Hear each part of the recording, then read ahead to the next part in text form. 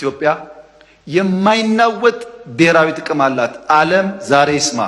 የቀይ ባህር አክሰስ ሰላማዊ በሆነ መንገድ ኢትዮጵያ ያስፈልጋታል።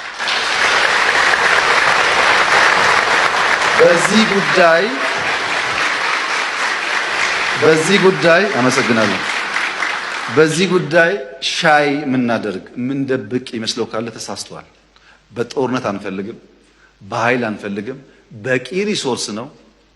በማንኛውም ህግ በማንኛውም የአገር ልምምድ ኢትዮጵያ ይገባታል። ብዙዎች እኮ ነውር ነው ይላሉ። 120 ሚሊዮን ህዝብ መቆለፍ ነውር ነው ይላሉ።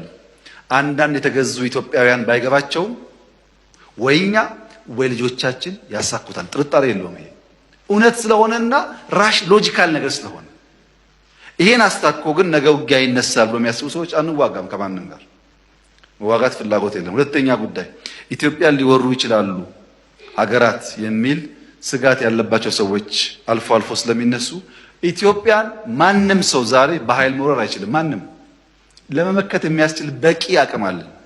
በቂ ስንገዛ ስንሸምት የነበርንባቸውን በውጊያ ክፍተት የገጠሙን ነገሮች ማምረት ጀምረናል።